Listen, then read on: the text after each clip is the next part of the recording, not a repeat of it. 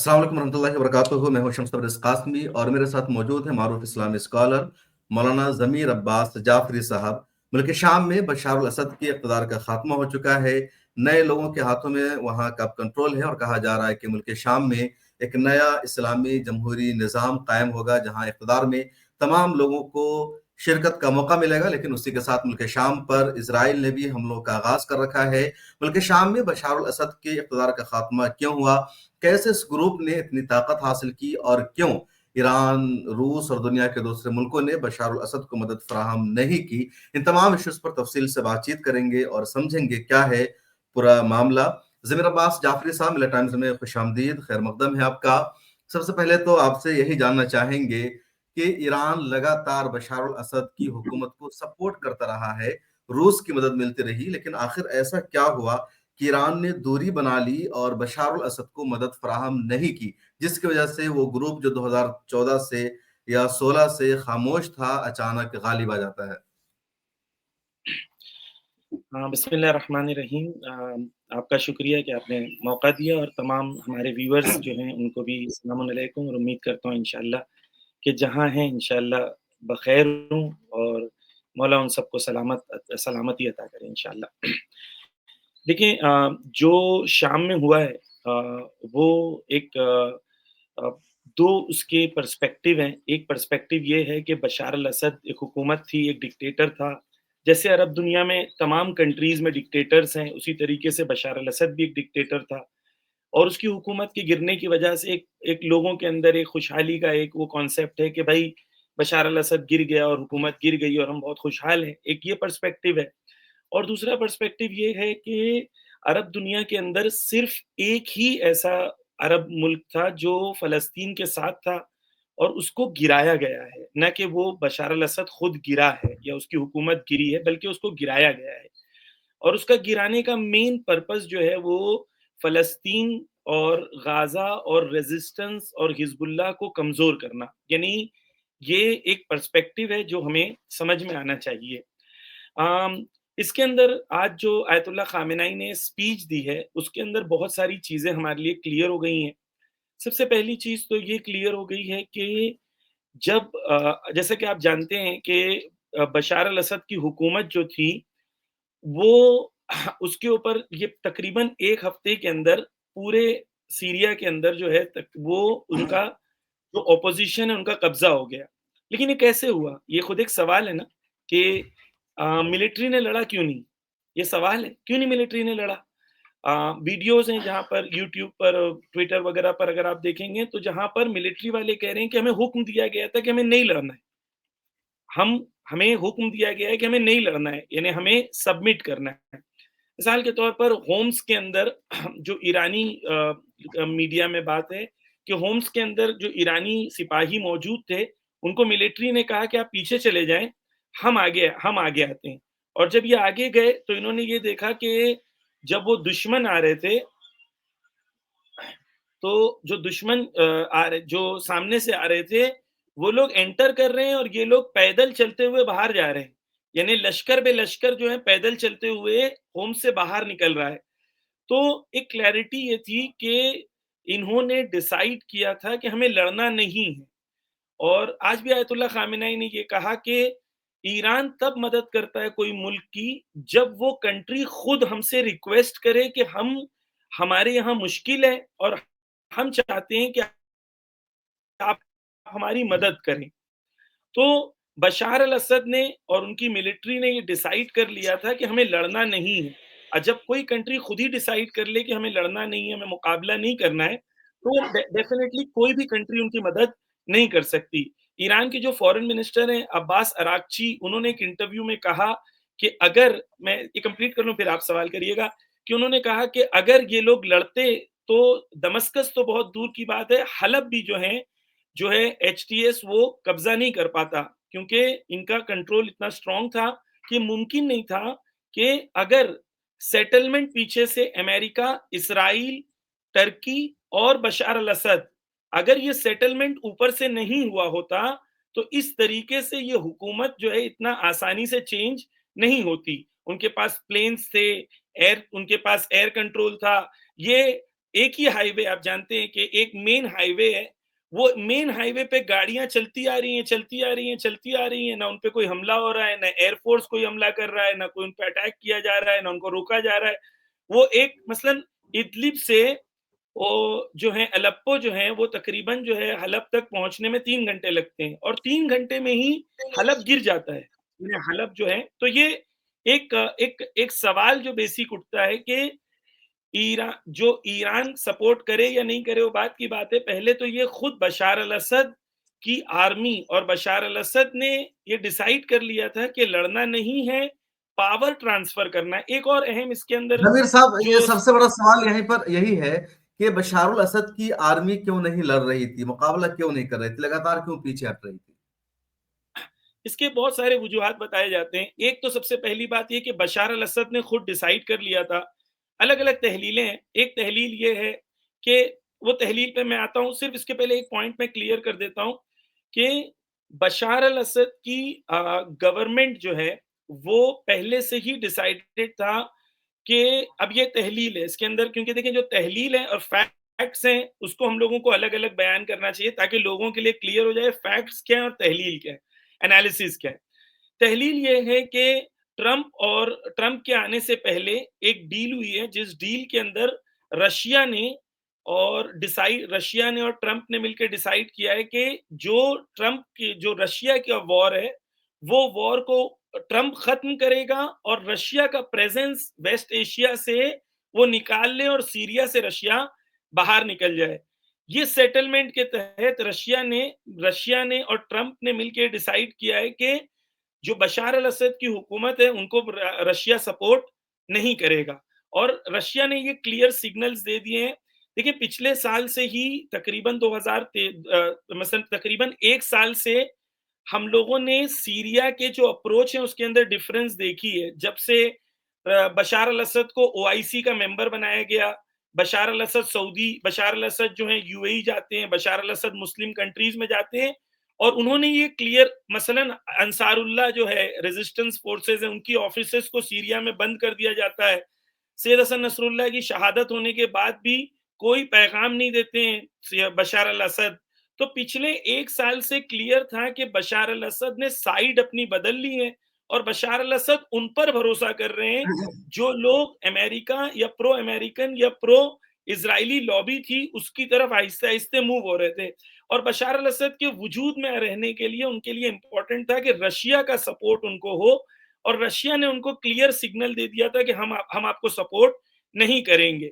अच्छा एक और चीज ये भी है कि बशार अल असद ने जो मिलिट्री के अंदर उनको खुद आयतुल्लाह खामेनी ने आज की स्पीच में ये कहा बगैर नाम लिए, लेकिन उन्होंने इशारा किया कि जब आईसिस को हराया गया था तो उस जमाने में जो वहां की हुकूमत थी उसको जैसे रिफॉर्म्स करने चाहिए तो उन्होंने वो रिफॉर्म्स नहीं किए जो लोगों के लिए काम करना चाहिए था, मिलिट्री के लिए काम करना चाहिए था। आप सोचें कि बशार अल असद की मिलिट्री के ऑफिसर्स को मंथली $40 सैलरी मिलती थी, मंथली $400 सॉरी सैलरी मिलती थी, मंथली $400 सैलरी किसको मिल रही है? ऑफिसर्स को। तो आप सोचें कि एक मिलिट्री का रूहिया क्या होगा कि जब एक मिलिट्री की एक्सपेक्टेशन ये थी। तो क्यों नहीं लड़े? उसका एक रीजन जो है बशार अल असद नहीं चाहता था कि कंटिन्यू हो। वो ऑलरेडी 2011 से जंग करते करते 2017 तक 6-7 साल ये सब बादशाह होते हैं, आराम पसंद जिंदगी बसर करना चाहते हैं। एक दोबारा जंग शुरू होगी जिसके अंदर 5 साल 7 साल जंग लड़े, उसके अंदर इन्वॉल्व हो, लोगों की मौत हो, लोग मरेंगे। बशार अल असद ने क्लियर कर लिया था कि मुझे ये कंटिन्यू नहीं करना है और एक सेफ पैसेज मुझे दिया जाए कि मैं यहाँ से सीरिया से निकल जाऊं और उसको रशिया भेज दिया गया और रशिया में उसने असाइलम ले लिया और उसने अपने पाथ को और बची हुई जिंदगी को उसने डिसाइड किया और उसने एक प्राइम मिनिस्टर बनाया और वो प्राइम मिनिस्टर भी इस तरीके से बनाया गया। देखिए पूरी एक सेटिंग का हिस्सा है कि जाते वक्त भी इस तरीके से किया गया कि एवरीथिंग इज सेट, यानी कोई चीज ऐसी नहीं है, पजल के अंदर कोई चीज कंफ्यूजन नहीं है। और सबसे अहम चीज जो है जो आयतुल्लाह खामेनी ने आज की स्पीच में कहा वो ये कहा कि जब ईरान चाहता भी था अगर मदद करने के लिए तो पूरे एयर पर और पूरी जमीन पर इसराइल और अमेरिका का कंट्रोल था। यानी हमारी प्लेन्स को सीरिया के अंदर अमेरिकन्स ने एंटर करने नहीं दिया। यानी आयतुल्लाह खामेनी ने खुल के कहा कि हमारी प्लेन्स को अमेरिकन्स ने एंटर होने नहीं दिया और हमारी प्लेन्स को जी, पूछिए। मतलब मैं कह रहा था कि बशार अल असद के रहते हुए अमेरिका और इजराइल ने सीरिया के एयर स्पेस को कंट्रोल कर रखा था। कंट्रोल किया क्योंकि था। एक जी, बात हम लोगों ने ये भी देखा कि पिछले 1 साल में जो गज़ा और इज़राइल की कंट्रोल जो लड़ाई चल रही है, तो सीरिया पर लगातार इज़राइल ने हमला किया। दिमश्क में जो ईरान का सफारत खाना है, उस पर हमला किया। पासदार इन्क़िलाब के कई कमांडरों की शहादत हुई, लेकिन बशार अल असद की तरफ से, सीरिया की तरफ से कोई अटैक नहीं हुआ। इस पूरी लड़ाई में एक मर्तबा भी हमला नहीं हुआ। यहाँ तक कि आज मैं एक वीडियो में तज्ज़िया भी कर रहा था कि पिछले 1 साल में मैंने देखा कि ईरान को हमला करना था इज़राइल पर, तो ईरान ने एयर स्ट्राइक किया। माफ़ कीजिएगा, मिसाइल से हमला किया। शाम की सरज़मीन का इस्तेमाल करके ईरान एयर स्ट्राइक कर सकता था इज़राइल पर। जिस तरह इज़राइल ने ईरान पर जब हमला किया, तो उसने एयर स्ट्राइक भी किया और इराक का जो एयर स्पेस है, उसका उसने इस्तेमाल किया, जो अमेरिका के कंट्रोल में है। तो क्यों शाम की सरज़मीन का या उसके एयर स्पेस का ईरान ने इस्तेमाल नहीं किया एयर स्ट्राइक करने के लिए इज़राइल पर? देखिए, मैंने जैसे आपसे कहा कि पिछले 1 साल में बशार अल-असद ने अपने आप को वो अरब बादशाहों की तरफ मूव कर लिया था। यानी उसका यूएई जाना और उसके बाद हत्ता अभी, क्योंकि अभी हमारे पास में जो बहुत एविडेंस के साथ जब बात नहीं होती है तो, लेकिन ऐसे डॉक्यूमेंट्स मौजूद हैं इंटरनेट पे जहाँ पर ये बताया जा रहा है कि बशार अल-असद की मिलिट्री ने जो ईरान के ऑफिसर्स कई शहीद हुए, एक नहीं कई शहीद हुए हैं सीरिया के अंदर, जी। कई मिलिट्री कमांडर्स शहीद हुए। वो मिलिट्री इनकी मिलिट्री डॉक्यूमेंट शेयर करती थी, लोकेशन शेयर करती थी, जो ईरान के कमांडर्स हैं उनकी इज़राइल की आर्मी को। यानी इस हद मतलब तक आप कह जो रहे है हैं कि इनकी बशर अल मिलिट्री असद के की जो आर्मी है, इनके जो ऑफिसर है, ये जासूसी कर रहे थे, लोकेशन शेयर कर रहे थे इजरायली आर्मी को। जी, ऐसे डॉक्यूमेंट्स इंटरनेट पे मौजूद हैं, जहाँ पर बशार अल-असद के जो आर्मी है, उनके अंदर ऐसे लोग मौजूद थे जिन्होंने इन्फॉर्मेशन शेयर की और इसलिए बार-बार सीरिया के अंदर बड़ी शहादतें होती रहीं। हत्ता सैयद हसन नसरुल्लाह की शहादत के बारे में कहा जा रहा है कि सैयद हसन नसरुल्लाह की शहादत के 1 दिन पहले या 2 दिन पहले बशार अल-असद से एक बार बात हुई थी। जब बशार असद से बात हुई थी, वो हेल्प करता है इज़राइल को ट्रेस करने के लिए, कहाँ पर जो है वो सैयद हसन नसरुल्लाह इस वक़्त मौजूद है। तो बशार अल-असद ने अपने स्टैंड को उस तरफ किया था। आयतुल्ला खामेनी ने 6 महीने पहले खत लिखा था बशार अल-असद को और उनको कहा था कि देखो, जिन पर आप भरोसा कर रहे हो, जो झूठे वादे आपको दे रहे हैं, उन पर आप भरोसा ना करो। ये झूठे वादे जो आपको दे रहे हैं, ये आपका साथ नहीं देंगे। और जिसके अंदर ये अरब बादशाह जो थे, जिन्होंने इनको प्रॉमिस किया था कि हम आपको ओआईसी का मेंबर बना देंगे, आपको ये दे देंगे, सीरिया को रीबिल्ड करने के लिए इतने मिलियंस ऑफ डॉलर्स देंगे। इवेंचुअली उन लोगों ने ही ट्रैप क्रिएट किया और ट्रैप क्रिएट करने के बाद उन्होंने वो कर लिया। आयतुल्ला खामेनी ने आज की स्पीच में एक और चीज़ कही कि 3 महीना पहले, यानी सितंबर के महीने में जो है आयतुल्ला ईरान के इंटेलिजेंस ने क्लियर रिपोर्ट्स दी थी, जो आयतुल्ला खामेनी ने खुद कहा है कि क्लियर इंटेलिजेंस रिपोर्ट दी थी कि इदलिब में क्या हो रहा है और क्या हो सकता है। अब आयतुल्ला खामेनी ने ये भी कहा कि हमें नहीं पता कि हमारे इंटेलिजेंस ऑफिसर ने उनके इंटेलिजेंस ऑफिसर्स को कहा, वो फाइनली ऊपर तक बात पहुंची या नहीं पहुंची, लेकिन ये 3 महीना पहले क्लियर था कि क्या होने वाला है। और इसके अंदर टर्की का रोल बहुत ही ज्यादा मुनाफिकाना है कि टर्की ने, क्योंकि 1 साल पहले जनवरी में जो पैक्ट होता है, 2 होते हैं पैक्ट होते हैं, एक सूची में होता है और एक अंकारा में होता है, जिसमें जिसमें ईरान, रशिया, टर्की और सीरिया, ये चारों मिलके पैक्ट करते हैं कि नॉर्दर्न सीरिया जो है वहां पर टेररिज्म को बढ़ने नहीं देगा, टर्की टेक केयर करेगा और बचे हुए सीरिया के अंदर जो है वो सीरिया टेक केयर करेगा। लेकिन फाइनली वही होता है कि अंकारा से जो है वहां से लोग आते हैं, तब वेपन्स जो इस्तेमाल लेकिन किए टर्की गए ने वो तो भी उनके सपोर्ट किया इस्तेमाल है। इदलिब में पहले से टर्की के जो हामी ग्रुप थे, उनकी हुकूमत थी। लेकिन जब बशार अल असद खुद अपनी हुकूमत बचाना नहीं चाह रहे हैं, तो कोई कैसे सपोर्ट करेगा? टर्की ने तो बार बार बशार अल असद से राब्ता करने की भी कोशिश की, उसने मुलाकात करने की कोशिश की, लेकिन बशार अल असद ने खुद इनकार किया। तो जिम्मेदार तो आप सीधे बशार अल असद को ही मानेंगे। एक और सबसे बड़ा सवाल ये कि पिछले 13 सालों में बशार अल असद ने सीरिया पर लगातार जुल्म किया। 1 करोड़ की आबादी सीरिया की तकरीबन रेफ्यूजी की जिंदगी गुजार रही है। 4.5 मिलियन तो सिर्फ तुर्की में है, दुनिया के दूसरे मुल्कों में है। तो इतना सब जुल्म होता रहा, केमियाई हथियारों का इस्तेमाल हुआ, और ईरान ने कैसे सब कुछ बर्दाश्त किया? ईरान ने क्यों नहीं रोका बशार अल असद को? देखिए, जो चीज़ें हैं कि हम लोग जो हैं इंटरनेशनल जियोपॉलिटिक्स को कोई वीडियो गेम की तरह समझते हैं कि मसलन ये कंट्री ने आके वो कंट्री के साथ ऐसा कर दिया, वो कंट्री ने ऐसा कर दिया। दुनिया में ऐसा होता नहीं है। जो इंटरनल पॉलिटिक्स किसी भी कंट्री की होती है, वो इंटरनल पॉलिटिक्स खुद ही करते हैं। मिसाल अभी देखें, शम्स भाई, आप एक तजुर्बेकार वो हैं, रिपोर्टर हैं। हमें जो है फैक्ट्स जो हैं थोड़ा-सा क्लियर, हमको थोड़ा सोच समझ के प्रेज़ेंट करना चाहिए कि क्या फिगर्स हैं, क्या उनकी ऑथेंटिसिटी है। इसमें कोई शक नहीं है कि जितने अरब बादशाह हैं, चाहे वो बशार अल-असद हो, चाहे वो बिन सलमान हो, चाहे वो जितने भी अरब बादशाह हों, सब जगह ज़ुल्म होते हैं, सब जगह ऐसी जेल्स हैं, जहाँ पर लोगों को गायब कर दिया जाता है, पता नहीं चलता है रातों-रात कहाँ हैं, कई सालों के बाद लोग पता चलते हैं।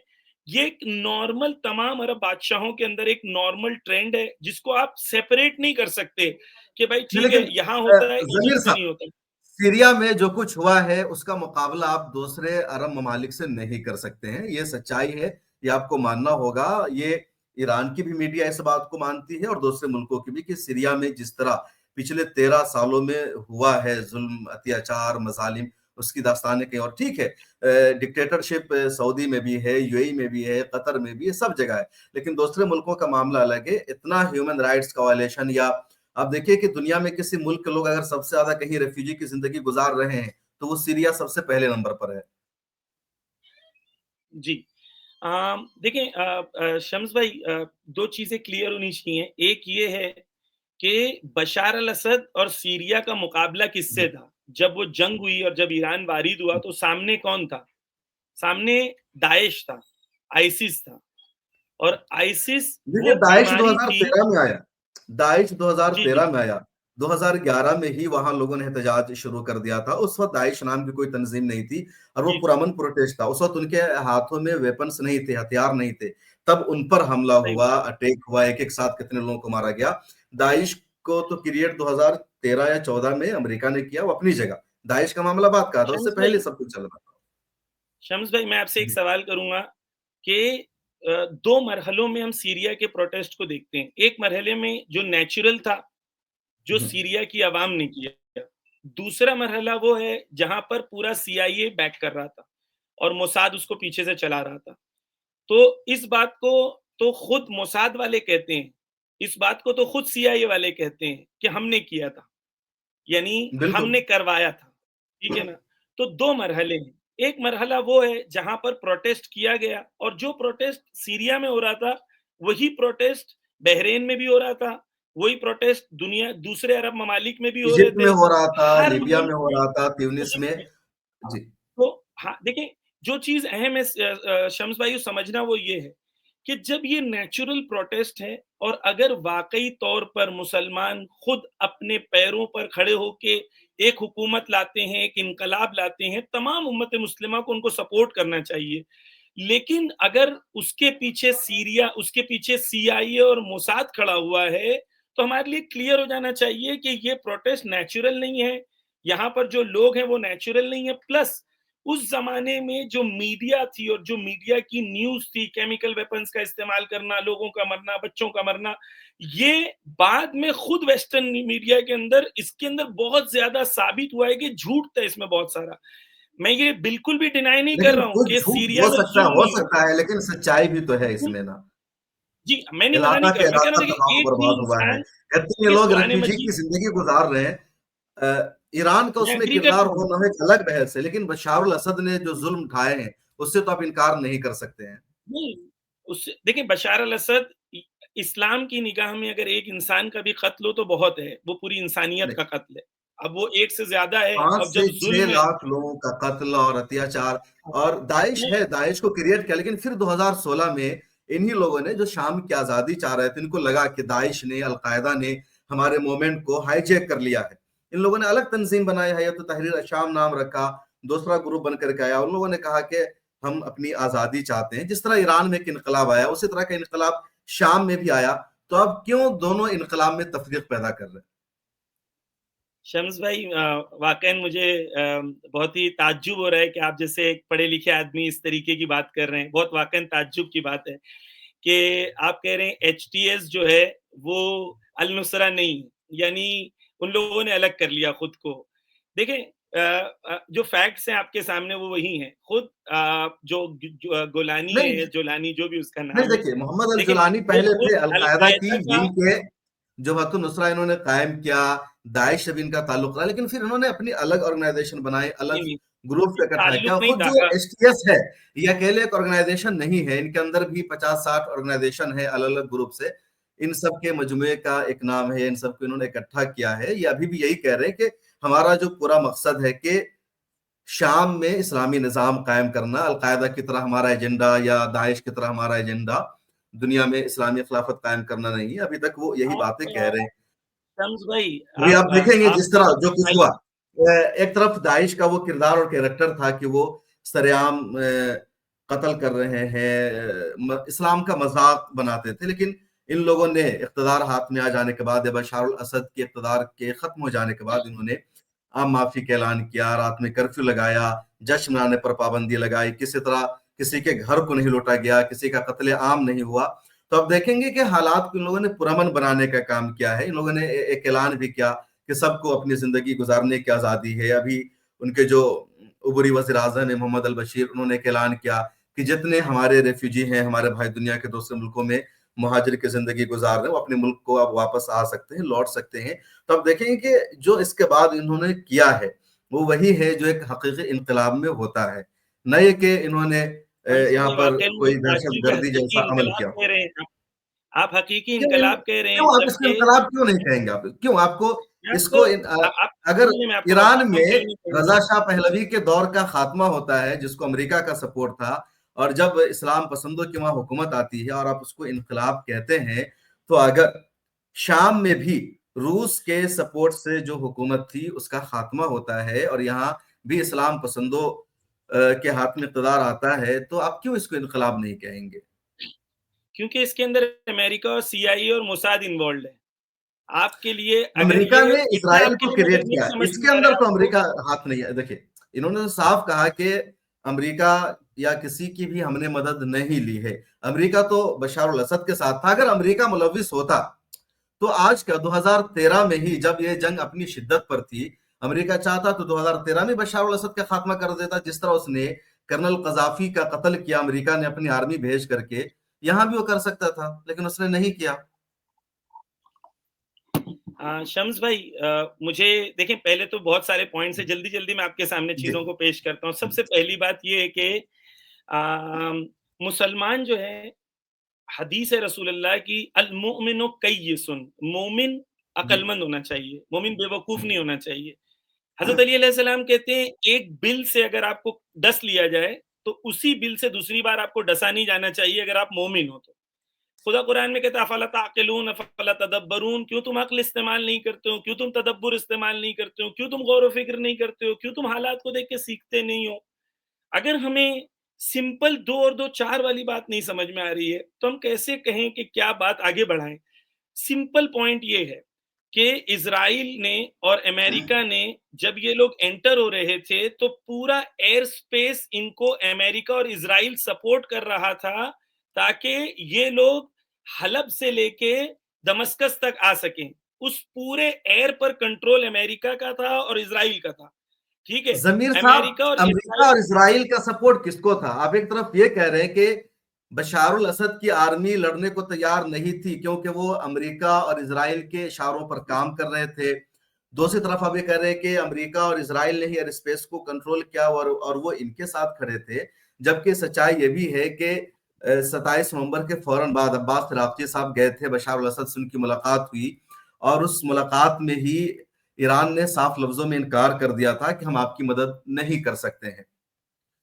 ईरान की आर्मी तो वहां मौजूद थी या पहले से अंदाजा था, तब क्यों नहीं ने रोका कहा गया? था ये कि हम आपकी अमेरिका, मदद नहीं कर इजराइल हर सकते। जगह अपना कंट्रोल चाहेंगे, लेकिन आप ये कह देना कि इनके इनकलाब शम्स को भाई, या इनकी कोशिशों को अमेरिका का सपोर्ट है, तो फिर बशार अल असद की आर्मी ने क्यों नहीं रोका?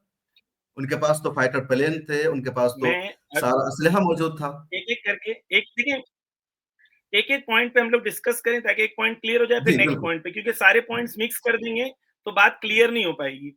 सबसे पहले आप मुझे इस सवाल का जवाब दें कि पहले तो ये कि ये बात इन्फॉर्मेशन सही नहीं है कि ईरान ने कहा कि हम साथ नहीं देंगे। आयतुल्लाह खामेनेई ने आज भी कहा कि हमने आखिरी मोमेंट तक कहा था कि हम साथ देने तैयार हैं, प्रोवाइडेड ये कि आपकी मिलिट्री लड़ने को तैयार हो। हम आपको सपोर्ट करेंगे, हम आपके बिहाफ पे लड़ नहीं सकते, एक पॉइंट। दूसरा पॉइंट, इनकलाब किसे कहते हैं? इनकलाब उसे कहते हैं जब लोग खड़े हों और अल्लाह पर भरोसा करें, अमेरिका और इसराइल पर भरोसा ना करें। जब मोसाद खुद कह रहा है, आप सुन ले जी, शम्स भाई, जी, आराम वो से सब सुन ले क्या बात। कह रहे हैं? मैं कह रहा हूँ हाँ। ये कि अगर मोसाद ने और अमेरिका ने और इसराइल ने आपको, ये है कि आपकी ट्रेनिंग कहाँ पर हो रही है, मसलन अल-कायदा कहाँ बनता है, जमात अल-नुसरा कहाँ बनता है, फिर अल-नुसरा की ट्रेनिंग कहाँ पर होती है, ये सब फैक्ट्स हैं, इंटरनेट पे मौजूद हैं, ठीक है? ये जो आप कह रहे हैं कि अल-नुसरा जो है, ये टेररिस्ट ऑर्गेनाइजेशन थी, जो अल-नुसरा का हेड था, वही एचटीएस का भी हेड है, नहीं, नहीं, लेकिन देखिए ये नई ऑर्गेनाइजेशन है। ज़मीर साहब, देखिए दाइश को अमेरिका ने क्रिएट किया, लेकिन अल-कायदा का अमेरिका से कोई ताल्लुक नहीं है। ठीक है, आपका अपना एक नजरिया होगा, लेकिन मेरा अपना नजरिया है कि अलकायदा को क्रिएट करने में अमेरिका का हाथ नहीं है, या जुबातुन नुसरा जो है वो अलकायदा का एक विंग था शाम में, या जो हयत तहरीर शाम जो एसटीएस है वहां की ऑर्गेनाइजेशन है। अब कल होकर के दुनिया कहती है कि तालिबान दहशतगर्द तंजीम है, हम उसको वो मानने लगे।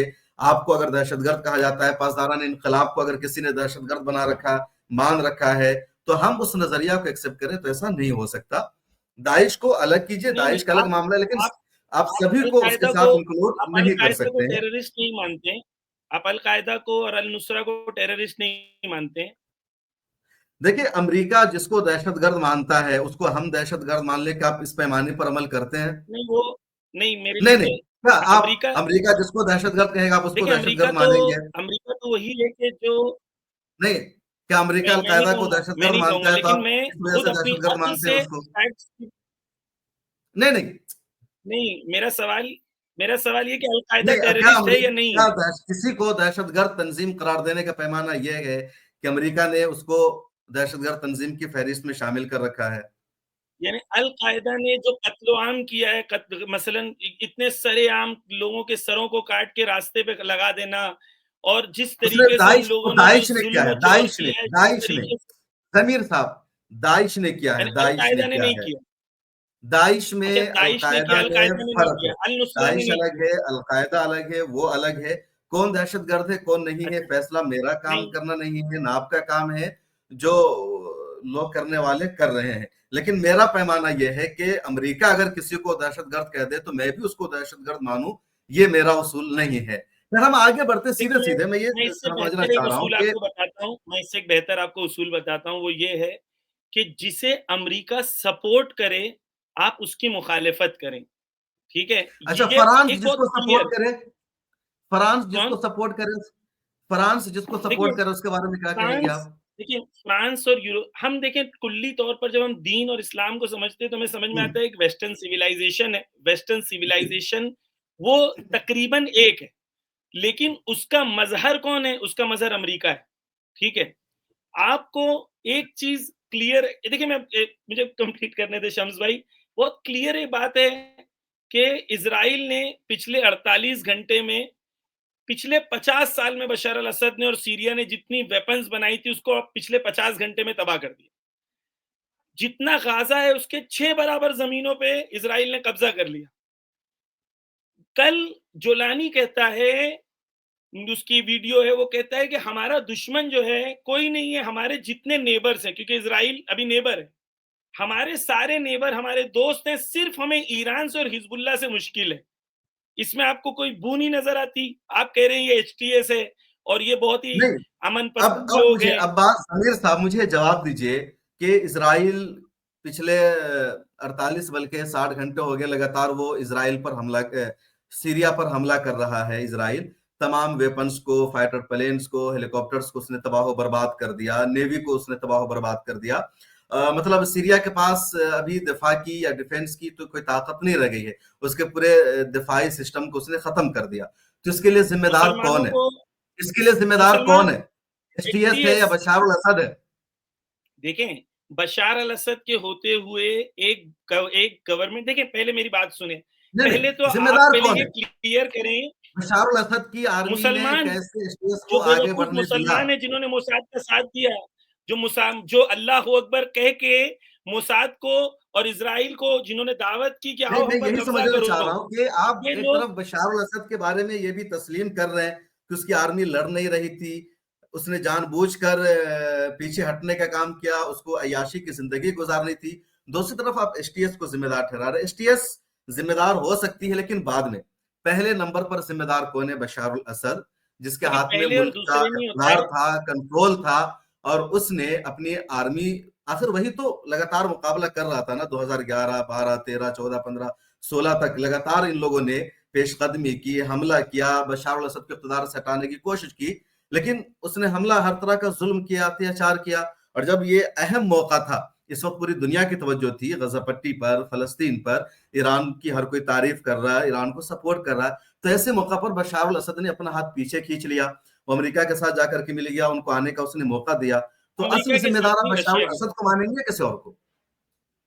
देखें शम्स भाई, मैं तो मुझे बहुत ताज्जुब होता है कि मुसलमान 2 और 2 4 नहीं समझ पाता। यानी एक तरफ नेतन्याहू गोलान हाइट्स पे आके कहता है कि ये रेजीम चेंज में मेरा रोल है। बाइडेन आके कहता है रेजीम चेंज में मेरा रोल है। दोनों जन, इज़राइल ज़मीन पे कब्ज़ा कर लेता है। इज़राइल जो है पूरी मुसलमान एक हुकूमत थी जो ताकत रखती थी मुकाबला करने के लिए, उसको तबाह कर देता। सुन लीजिए, मैं कह रहा हूं कि ये सब होता है, और ये सब क्यों होता है? क्योंकि आप इस बात को नहीं समझ पा रहे हैं कि एक प्लान्ड तरीका था जिसके अंदर एक कौम को भड़काया गया कि तुम्हें आना है। उसके अंदर बशार अल असद की नफरत की शिद्दत इतनी थी कि वो इस्लाम, मुसलमान, मुकाविमत, रेजिस्टेंस, गाजा, बैतुल मुकद्दस, अल अक्सा, ये सब को कुर्बान करने तैयार था सिर्फ बशार अल असद को हराने के लिए। उनको उनको कोई फर्क नहीं पड़ता। वो कहते हैं हमें कोई फर्क नहीं पड़ता। इज़राइल से कोई दुश्मनी का इज़हार नहीं कर रहे हैं। इज़राइल, अगर आपके पास फौज है, आपके पास ताकत है, क्यों आप अलाउ कर रहे हैं? 19 किलोमीटर इस वक्त इज़राइल जो है वो दमस्कस के अंदर आ चुका है। क्यों लड़ नहीं रहे? देखिए, क्यों मुकाबला दमिश्क नहीं के कर अंदर रहे? नहीं, देखिए, आप टर्की की इज़राइल मदद ने तो कर रहे थे। गोलान हाइट्स के पास जो बफर ज़ोन का एरिया है, उस पर उसने अपनी आर्मी को लगाया है। दमिश्क के आसपास कहीं भी 19 किलोमीटर का इलाका उसने नहीं कब्जाया है। जो बफर ज़ोन है, वहाँ ये इज़राइल ने अपनी इज़राइली, आर्मी मैं को आपको तैनात फैक्ट कर भेज दिया दूँगा है, जो शम्स भाई। ये इंटरनेशनल रूल की खिलाफ इज़राइली, वर्जी है। 15 से 20 किलोमीटर का जी, एरिया है। दमिश्क पर ये कब्जा करने की तुनकारा, मुझे खबर नहीं है। जी। देखें, नहीं, सबसे बड़ा सवाल देखिए मेरा यही, और मेरे ख्याल में आपके दिल में भी यही होगा, कि और आपने कहा भी शुरू में यही, कि बशार अल असद की आर्मी ने रोका क्यों नहीं? ये पीछे क्यों हटे? जिम्मेदार पहले बशार अल असद है। हो सकता है इनको भी अमेरिका ने यूज़ किया हो। इनको अगर अमेरिका सपोर्ट कर रहा है कि भाई जिस तरह इज़राइल, जिस तरह रूस का सपोर्ट बशार अल असद ले रहा था, ये लगातार कोशिश कर रहे थे, अमेरिका ने इनको सपोर्ट किया हो, ये आगे बढ़ गए हो, इनको इनकी लड़ाई बशार अल असद से थी। लेकिन सवाल बशार अल असद पर है कि वो क्यों पीछे हटे, और ईरान ने क्यों उनको सपोर्ट नहीं किया? ऐसे मौका पर ईरान की जो एजेंसी है, जो इंटेलिजेंस है, वो क्यों अंदाजा नहीं लगा सकी कि हालात यहाँ तक जा रहे हैं, ताकि पहले से इस पूरे मामले को कंट्रोल किया जा सके। खुद जो हिजबुल्लाह की जो आर्मी है, मलेशिया है, वो भी 15 नवंबर को शाम की सरहदों से हट गई थी। जी, मेरे ख्याल से इसका जवाब हो चुका है, इसकी बात भी हो चुकी है कि ये क्यों हुआ। एक ये कि आपको और मुझे समझना पड़ेगा, एक मेयार है। मेयार ये है कि इज़राइल किस चीज़ में खुश है। मुकाविमत और रेजिस्टेंस को हकीकत में उसका मुकाबला करना है। आपका दुश्मन किस चीज़ से खुश हो रहा है? मैं इनकलाब ला रहा हूँ, जिहाद कर रहा हूँ, मेरे जिहाद से ग्रेटर इज़राइल बन रहा है। तो मैं अक्लमंद हूँ या बेवकूफ़ हूँ? मैं बेवकूफ़ हूँ। मैं अपने आप को समझ रहा हूँ मैं इनकलाब ला रहा हूँ, और मेरे इनकलाब के रिज़ल्ट में जितना गाज़ा पट्टी है उससे 6 बराबर इज़राइल ने इस वक़्त कब्ज़ा कर लिया है।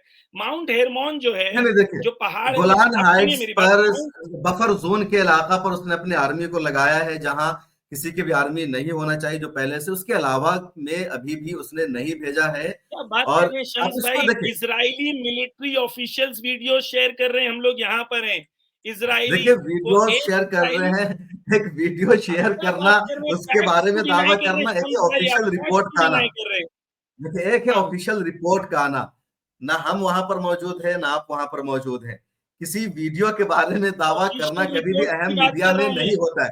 इंपॉर्टेंट इसराइल ये ने है कि जो मीडिया हाउसेस रिपोर्ट नफ्ताली, कर रहे हैं, सुनिए, अब वो फॉर्मर कतर का प्राइम अल मिनिस्टर जज़ीरा है हो या नफ्ताली बीबीसी हो या इज़राइल का। सीएनएन हो या सुनिए अल मेरी बात। हदस हो या अल अरबिया हो या शर्क़ुल औसत हो, कोई भी मीडिया इस तरह की रिपोर्ट नहीं कर रहा है।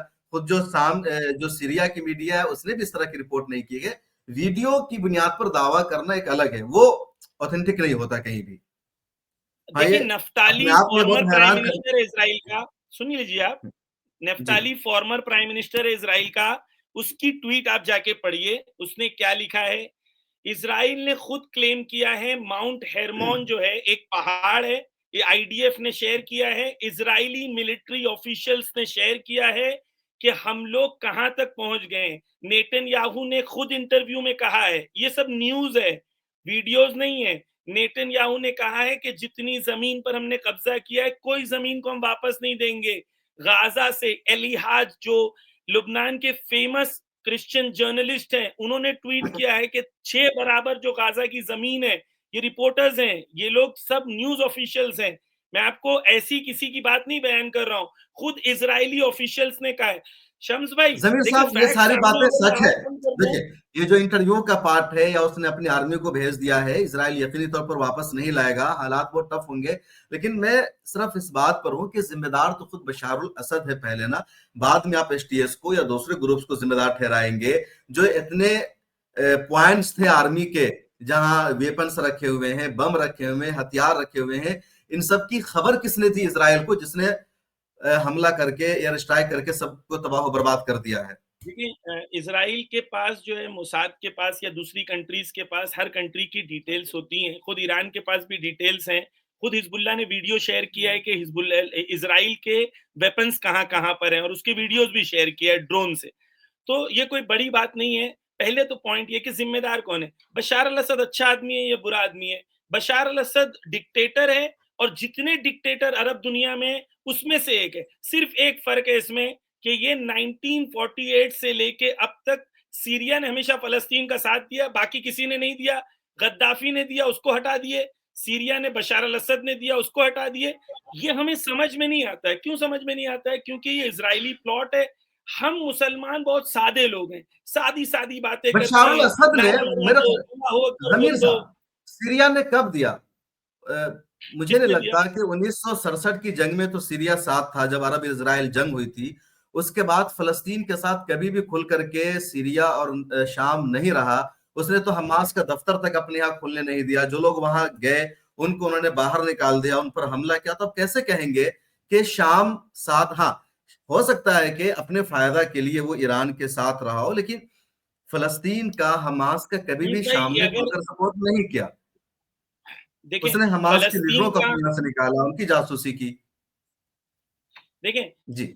जासूसी के बारे में तो क्लैरिटी नहीं है, लेकिन सीरिया क्योंकि ऑलरेडी जंगों के बाद सीरिया के अंदर सैंक्शंस लगे हुए थे। देखिए, हमारे लिए इम्पोर्टेंट नहीं है, इम्पोर्टेंट ये है कि आज का प्लॉट क्या है और दुश्मन क्या करना चाह रहा है और क्या मुसलमान में इतनी अक्लमंदी है कि वो समझ पाए कि दुश्मन क्या करना चाह रहा है। दुश्मन का इन सब प्लॉट मुद्दों को बिल्कुल छोड़िए, ये क्लियर है। लंबी बहस होगी। आइए इस पर बात करते हैं कि आगे जो शाम है उसका अंजाम क्या होगा? क्या हो सकता है? सीरिया का फ्यूचर क्या देखिए, होगा? इंशाअल्लाह अल्लाह ने चाहा तो 2 चीज़ें हैं शम्स भाई, बहुत इम्पोर्टेंट है। एक तो ये कि हमें ये समझ में आए कि दुश्मन क्या चाहता है और एक हमें क्या करना चाहिए। दुश्मन क्या चाहता है? दुश्मन ये चाहता है, खुद ऑफिशियल्स ने, इज़राइल के अलग-अलग ऑफिशियल्स ने वीडियो शेयर किए, इमेजेस शेयर किए हैं, जहाँ पर उन्होंने कहा है कि सीरिया को 5 टुकड़ों में तब्दील कर देना है।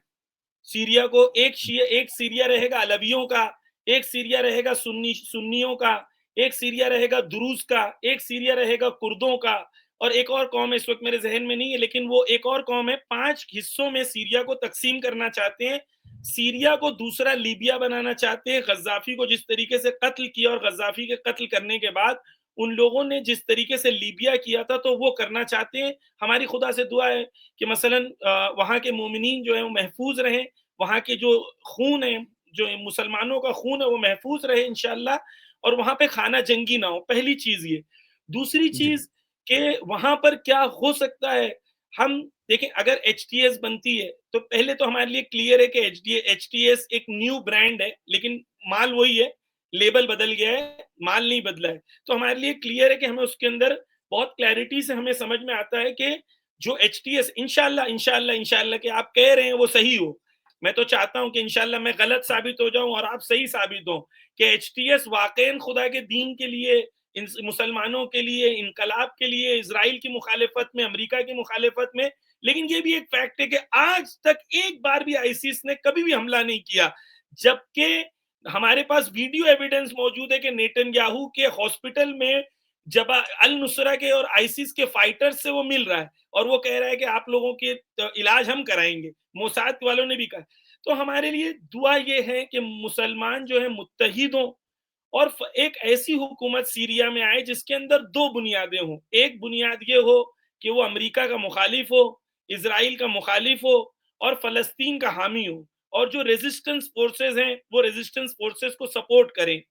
ये हुकूमत जो है ये मुसलमानों के लिए इंपॉर्टेंट है कि मुसलमान अपनी, देखिए कुर्दिस्तान में ऑयल भी है, गैस भी है, पूरा कुर्दिस्तान अलग हो गया है। लेकिन हम बजाय इसके कि हम एक इस ये तरकीब रखते या कोई प्लान करते कि पूरा सीरिया एक हो और वो पूरा सीरिया मुसलमानों का सीरिया हो। अब ऐसा नहीं है, अमरीका पूरा कुर्दिस्तान की बड़ी जमीन है और आप ये अमेरिका जर्रा बराबर नहीं चाहेगा क्योंकि अमेरिकन मिलिट्री बेसेस वहां पर है। तो वहां पर अमेरिका कुर्दिस्तान को अलग करेगा और ये कुर्दिस्तान की बीमारी टर्की तक भी पहुंचेगी। टर्की जो आज बहुत आराम से बैठा हुआ है, टर्की को भी प्रॉब्लम होगी, ऐसा नहीं है। लेकिन ईरान का कोई नुकसान नहीं है। ईरान का नुकसान मुकावेमत का नुकसान है। ईरान का नुकसान सिर्फ ये है कि फलस्तीन की मदद नहीं कर पाएगा। ईरान का नुकसान ये है कि हिजबुल्लाह की मदद नहीं कर पाएगा। इसके अलावा ईरान का क्या नुकसान है? नुकसान तो इन कौमों का है। सबसे पहले इराक में मोसुल और तिक्रित में कोशिश करेंगे इन लोग दोबारा ये चीज को क्रिएट करें कि वहां पर आईसिस लाया जाए। इराक के अंदर एक आयतुल्लाह खामेनी ने एक जुमला, बॉम्ब है जो जहां गिरता है वहां की अमनियत और सुकून को खत्म कर देता है। तो आप गौर करें कि जो वहां पर लोग मौजूद हैं इस वक्त, तो पूरे मुस्लिम उम्मत के अंदर एक चीज क्रिएट करने की कोशिश की गई थी, पहले इराक में, फिर सीरिया में और फिर आखिर में इनका हदफ था कि ईरान तक पहुंचे और ईरान में भी इस बीमारी को क्रिएट करें। तो उम्मत मुस्लिमा को समझ में आना चाहिए कि दुश्मन का प्लॉट क्या है और दुश्मन के प्लॉट से आगाह रहें। इसराइल क्या चाहता है, मोसाद क्या चाहता है, सीआईए क्या चाहता है। हम जज्बात में आके वही काम ना करें जो काम वो चाहते हैं। मिसाल के तौर पर बड़े खुलूस से मैं वही काम कर रहा हूं जो काम इसराइल की मदद कर रहा है। बड़े खुलूस से मैं वही काम कर रहा हूं जो सीआईए चाहता है। मेरे खुलूस का मैं क्या करूं? मेरा असल में मैं क्या कर रहा हूं? मैं मुसलमानों को कमजोर कर रहा हूं। सीरिया को, एक सीरिया मजबूत सीरिया था, आज मजबूर सीरिया है। आज उसके एयर स्पेस पे कोई भी हमला कर नहीं, सकता है। देखिए सीरिया तो मजबूत पहले भी नहीं था। जो जो सीरिया की आज सूरत हाल है वो लंबे अरसे से है। जो कुर्दियों का जो एरिया है, रक्का का एरिया, पहले से वहाँ एसडीएफ की हुकूमत है। इदलिब पहले से बटा हुआ है। दूसरा एरिया पहले से बशारुल असद, तो बशारुल असद की जो हुकूमत है पहले भी 60% इलाका पर 85% थी, उससे ज्यादा पर तो इदलिब नहीं थी। इदलिब और एसडीएफ का एक छोटा सा हिस्सा सिर्फ उनके हाथ में था। अभी तकरीबन सीरिया का 40% कुर्दों के हाथ में। तो आप कोई नहीं तो कंपेयर बशारुल देखें, असद के दौर में पिछले 4 सालों से तकरीबन बशर अल एसडीएफ असद के के हाथ में दौर है, में भी 40% एसडीएफ है का जी। एक छोटा सा हिस्सा था। जी, अभी तो बहुत बढ़ गया, पूरा 40% जो है पूरा इस वक्त उनके पास काफी चला बढ़ गया गया है। है। तो और चार पॉइंट पांच हिस्सों पॉइंट में ये है। तकसीम है, जैसा कि आपने कहा। जो सबसे बड़ी उसकी जरूरत यही है कि खाना जंगी न हो, एक मुत्तहदा शाम रहे, क्योंकि दुश्मन की साजिश और प्लानिंग यही है कि वो 3-4 स्टेट में उसको तकसीम कर दे, अलग अलग बांट दे। शाम हालांकि पहले भी बांटा जा चुका है, जॉर्डन हो या लेबनान हो, शाम से ही निकला हुआ मुल्क है। जी, वो तो, ये तो हमारे लिए क्लियर है। तो दुश्मन का एक हदफ क्या है, वो ये है। मैं जो आज आयतुल्लाह खामेनी ने कहा था, इंपॉर्टेंट पॉइंट्स हैं, कि हमें ये समझना होगा असल चीज रेजिस्टेंस है। इसराइल का मुकाबला और अमेरिका के वजूद का मुकाबला पूरे मिडल ईस्ट के अंदर। हमें ये सोचना है कि जो कौमें हैं उनके अंदर क्या मुकावेमत और रेजिस्टेंस मजबूत होगी या नहीं होगी। लेकिन अगर कोई कौम ऐसी है जो मुकावेमत नहीं समझती, वो ये समझती है मुझे इसको हटाना है, इसको लाना है, मुझे अमेरिका इसराइल का फायदा हो नुकसान हो मुझे उससे फर्क नहीं पड़ता, ठीक है ना। तो हकीकत में ये कौम को रेजिस्टेंस समझ में नहीं आया। यानी यहया सिनवार को चीज समझ में आई है, इनको ये चीज समझ में नहीं आई है। यानी वो कौमें जो वहां पर थी और रेजिस्टेंस दिखा रही थी, इंशाल्लाह देखें अभी आपके सामने हमारे सामने सब वाजे हो जाएगा कि सीरिया और ये एचटीएस की अगर गवर्नमेंट बनती है तो उनके नेबर इसराइल है। तो क्या ये आज तक जो आईसिस ने कभी इजराइल पर हमला नहीं किया, पहली बार करेगा? एचटीएस करेगा? देखिए क्यों जोलानी ने आईएस कल आईएस कहा? और एसटीएफ अलग है। आप एसटीएस को आईएस के साथ मिला रहे हैं, एसटीएस वाले कह रहे हैं कि हम आईएस आईएस नहीं है। तो दोनों में जमीनों आसमान का फर्क है। और मुझे लगता है कि सबसे ज्यादा लोगों को भरोसा था कि रूस साथ में है, ईरान उनके साथ में है। तो ऐसे बहरान के दौर में सीरिया खड़ा रहेगा, लेकिन रूस ने भी रोकने की कोशिश नहीं की। हालांकि रूस के पास एक मुतवाज़ी ताकत है, वो अमेरिका या इजराइल का मुकाबला कर सकता था वहां, लेकिन रूस का वहां बहरी बेड़ा मौजूद है, उसकी नेवी मौजूद है, उसका एयर बेस मौजूद है, लेकिन रूस ने भी कहीं पर साथ नहीं दिया। देखिए, रूस के कोई नेवी पर अटैक नहीं हुआ, न रूस के कोई बेस पर अटैक हुआ, ये सब सेटलमेंट है। ये आपको देखें, बहुत वाज़ेह सी बात है कि सेटलमेंट के साथ सारी चीजें हो रही हैं। ना रूस के ऊपर हमला हुआ, ना रूस के बेस के ऊपर हमला हुआ, ना एसडीएफ पर हमला हुआ, ना ये गोलान हाइट्स के नजदीक पहुंचे। ये सब प्लानिंग के तहत, ये आसमान पे कब्जा इजराइल और अमेरिका का था। और उसके बाद ये मैं इंटेलिजेंस की रिपोर्ट्स बता रहा हूँ, यानी ये नहीं कि कोई पर्सनल बात बता रहा हूँ। आयतुल्लाह खामेनेई ने आज खुल के कहा है कि हमारी प्लेन्स अगर एंटर होना चाह रही थी तो पूरे एयर पर कब्जा उस वक्त अमेरिका और इसराइल का था। तो ये कहने का मतलब ये है कि अगर कोई नहीं, आप ऐसा अपने प्लेन इनकलाब, को हम तो भेजते चाहते हैं कहां कि से? इंशाल्लाह कि इनकलाब आए। हम शम्स भाई, हम तो चाहते हैं कि इनकलाब आए, ना कि सिर्फ सीरिया में, बल्कि पूरे अरब ममालिक में हर जगह इनकलाब आए। इस्लामी इस्लामी कौमें जिनके अंदर इतनी बसीरत हो कि वो ये समझ सके। आप सोचें, जोलानी आके कहता है कि हमारा कोई दुश्मन नहीं है, सिर्फ ईरान और हिजबुल्लाह है। ये एचटीएस का हेड है। ये कौन सा इस्लाम पसंदी है आपके लेकिन वहां? ईरान और यानी हिजबुल्लाह ये का कह रहा है बयान, इसराइल हमारा ईरान दुश्मन और नहीं है। मैंने भी जुलानी का बयान मैंने भी सुना और देखा है। ईरान और हिजबुल्लाह का अलग से तो नाम नहीं लिया। उन्होंने कहा कि कोई भी हमारा दुश्मन नहीं है, शामी कौम कोई नई जंग नहीं चाहती है, हम कोई और नई लड़ाई नहीं लड़ने वाले हैं, हमारे लोगों को सुकून और वीडियो आफियत है, आप चाहिए। क्या बात कर रहे हैं शम्स भाई? नाम लिया है उसने ईरान और हिजबुल्लाह का उसी वीडियो में। आप क्या बात कर रहे हैं शम्स भाई? वो कह रहा है, जोलानी जो हेड है एचटीएस का, वो आके कहता है कि ये कब, हमारे आज की जितने वीडियो है पहले नेबर्स की हैं, वीडियो है? इंक्लूडिंग इसराइल, हमारे सब नेबर्स हैं, उनसे देखिए, अमन अभी और तक तो शांति चाहते मैंने हैं। उसकी मैंने भी उसके स्टेटमेंट को देखा मैं है। आपको वीडियो भेज मैंने दूंगा, मैं वीडियो भेज जी, आप दूंगा मुझे आपको। जरूर भेजिएगा आपको कब की वीडियो भेज वीडियो है। दूंगा जहां फिलहाल पर वो तो खुद के अभी कहता है कि मैंने मैं इस ईरान तरह और का कोई हिजबुल्लाह का। स्टेटमेंट नहीं देखा है जुलानी का जिसमें उसने ये कहा हो कि ये हमारे दुश्मन है और ये हमारे दोस्त है।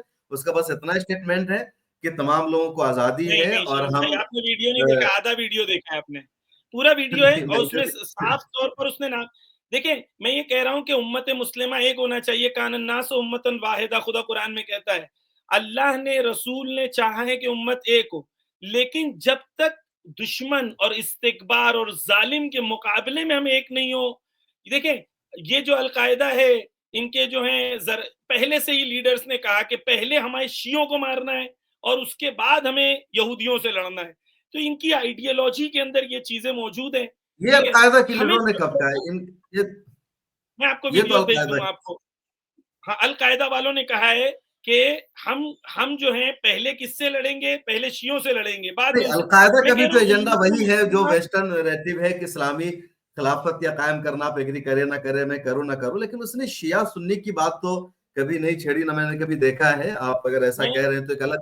लेकिन जो मैं सबसे अहम वीडियोस है, आपको भेज देखिए हम लोग देखिए, मैं बोल टॉपिक रहा पर हूँ आते उम्मत हैं। देखिए मुस्लिमा को एक होना चाहिए, इन लेकिन लोगों वहां ने पर जब क्या होगा? वहां जब पर क्या होगा? सुकूत दिमश्क की खबर आती है तो हजरत सईदा ज़ैनब रज़ी अल्लाह तआला अन्हा का जो मज़ार है वहां से भी बाज़ाब्ता ऐलान किया गया कि ये शिया और सुन्नी के बीच की लड़ाई नहीं है, शाम को आज़ादी मिल गई है, हर कोई आज़ाद है, हर तरह के जो मुक़द्दस मकामात हैं, वो मज़ार है, शियों को हो, सुन्नियों को हो, हर एक की हम हिफाजत करेंगे।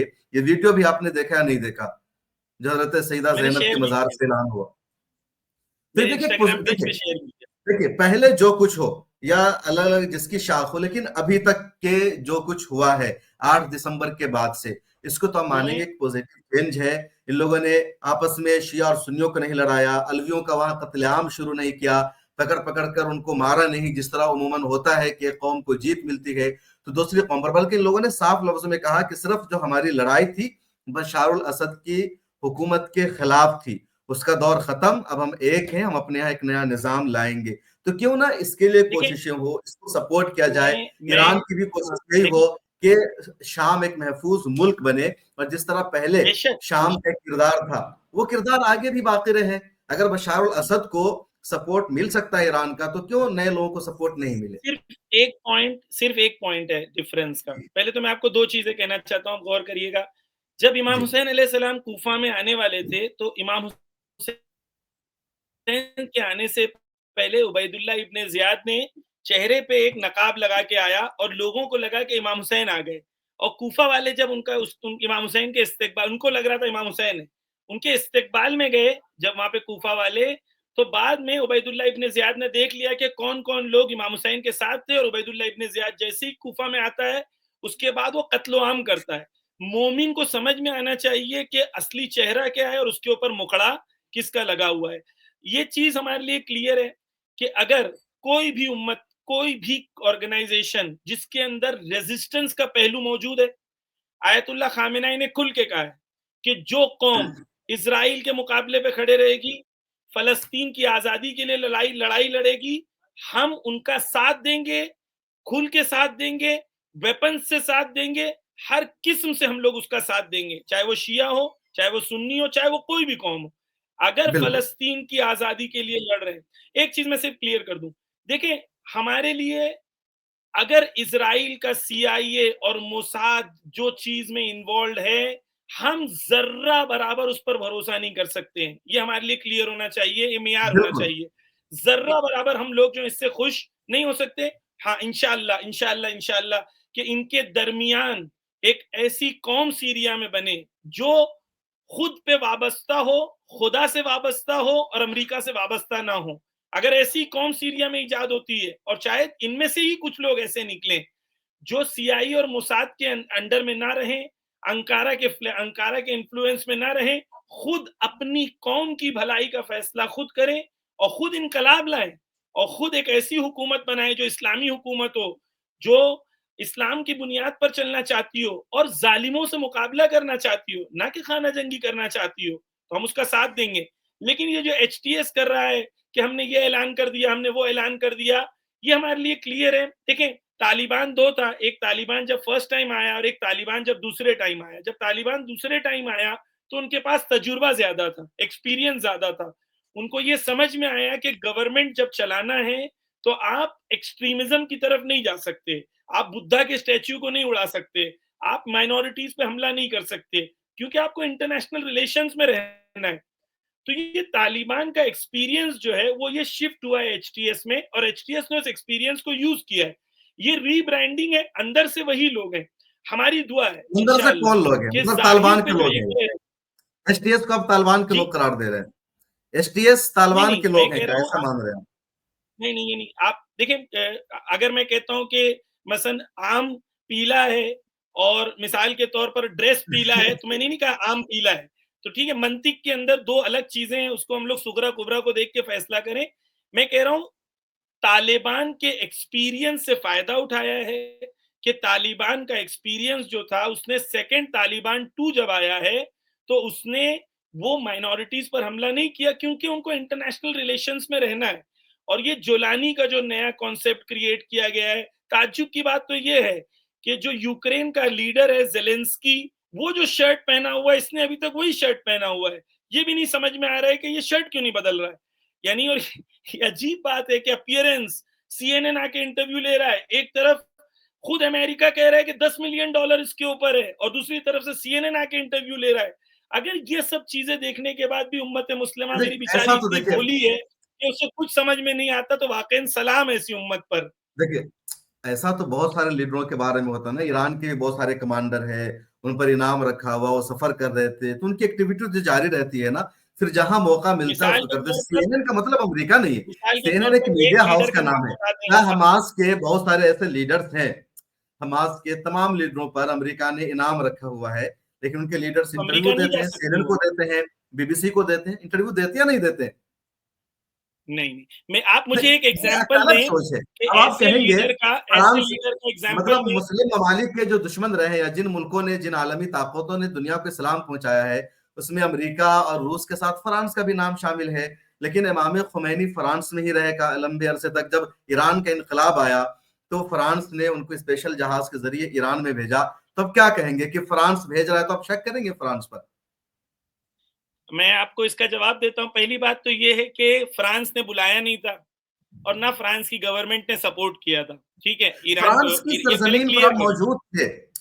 सपोर्ट कैसे है, कैसे मैंने पहुँचे सपोर्ट की वहाँ बात नहीं खुमैनी? की।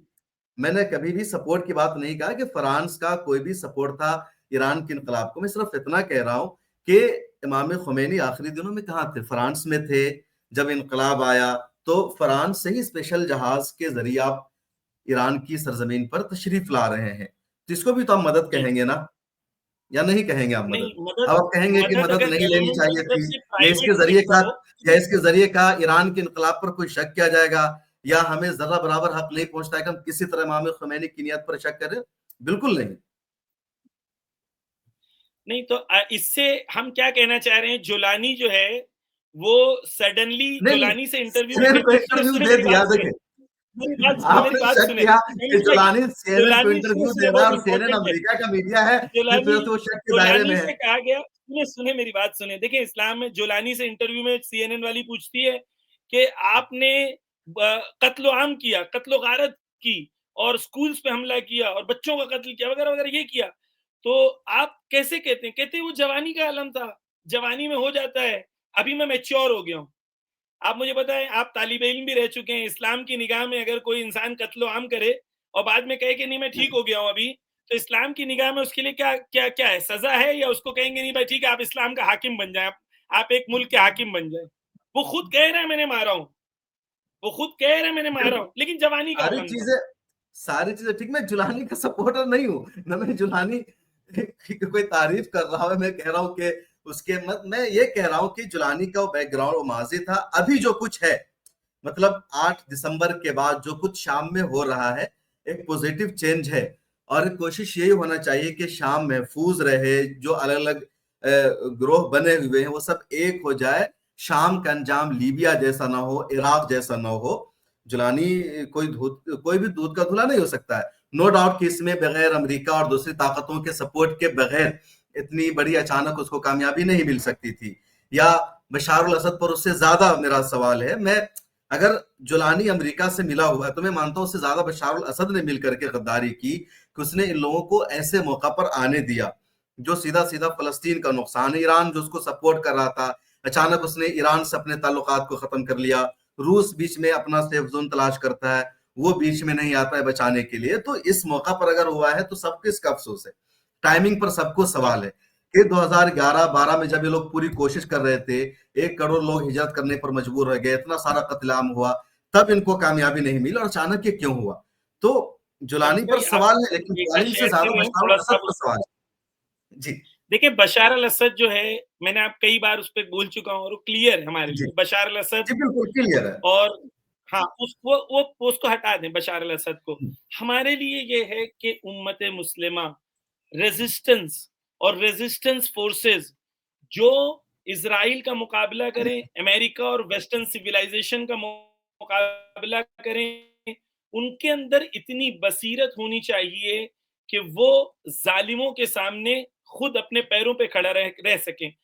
ये लोगों की तरफ से एक स्टेटमेंट अमेरिका के खिलाफ नहीं आता है, एक स्टेटमेंट इज़राइल के खिलाफ नहीं आता है, एक स्टेटमेंट इन लोगों की तरफ से कोई भी ऐसा नहीं आता जहां पर हम ये कहें कि ये कोई सिग्नल दे रहे हैं कि हम फ्यूचर में एक ऐसी गवर्नमेंट बनाना चाहते हैं जो प्रो रेजिस्टेंस हो, जो प्रो और यानी कि खुल के वीडियो मौजूद है कि हमारे लिए ईरान और हिजबुल्लाह दुश्मन है, तो यानी वाजे हो गया कि इनके लिए इजराइल दुश्मन नहीं, खुल के कह रहे हैं।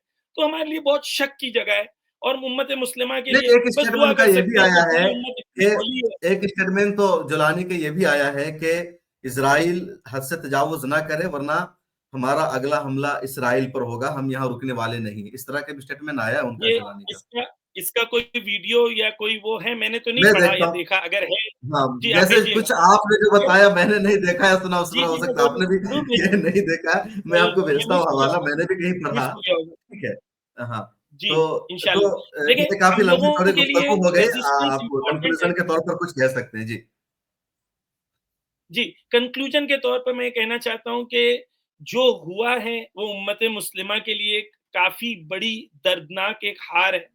उसका रीज़न ये है कि अमेरिका इज़राइल ने जो पेनिट्रेशन किया है, इज़राइल ने जो नुकसान पहुँचाया है, इज़राइल जो ज़मीनों पे कब्ज़ा कर रहा है, फाइनली 7 अक्टूबर के बाद पहली बार ऐसा है कि इज़राइल जो है, वो खुश है। यानी पहली जीत इज़राइल की अगर हुई है, तो यहाँ पर हुई है और उसने जो ज़मीनों पे कब्ज़ा किया है, मुसलमान की आर्मी और उस पे जो नुकसान पहुँचाया है, ये मुसलमानों के लिए खतरा है, दर्स है, इबरत है कि किस पे भरोसा करना है, किस पे भरोसा नहीं करना है। अल्लाह की ज़ात पे भरोसा करना है। अमेरिका, इसराइल, मोसाद और सीआईए अगर आपके साथ खड़ा है, तो आपको उनकी मुखालिफत में खड़ा रहना है। अगर इंशाअल्लाह सीरिया में हुकूमत बनती है, जो anti CIA, anti Mossad, anti Israel, pro Palestine, pro Hamas, pro Hezbollah, pro Gaza अगर बनती है, उसका तमाम मुसलमानों को साथ देना चाहिए। हम भी साथ देंगे। लेकिन जब तक आईसिस के साथ और नेतन्याहू और मोसाद और बाइडेन इन लोगों के साथ मिले हुए हैं, तब तक कोई भी इनके ऊपर भरोसा करना मुश्किल है। खुदा से दुआ आखिर में ये है कि खुदा एक सीरिया बनाए, उम्मत मुस्लिमा को मुत्तहिद करे, तमाम उम्मत मुस्लिमा के लिए लोगों के दिलों में एक दूसरे के लिए मोहब्बत हो। हम एक चीज पे मुत्तहिद हो, अल्लाह की ज़ात पर और ज़ालिमीन और इस्तिकबार की मुखालिफत पर। ये 2 पहलू जब बिल्कुल। हमारे अंदर आ जाएँगे, तो उम्मत जो है मज़बूत उम्मत बनेगी और वो उम्मत बनेगी जो पूरे मिडल ईस्ट से अमेरिका के वजूद और इसराइल के वजूद को ख़त्म कर पाएगी इंशाअल्लाह। इंशाल्लाह।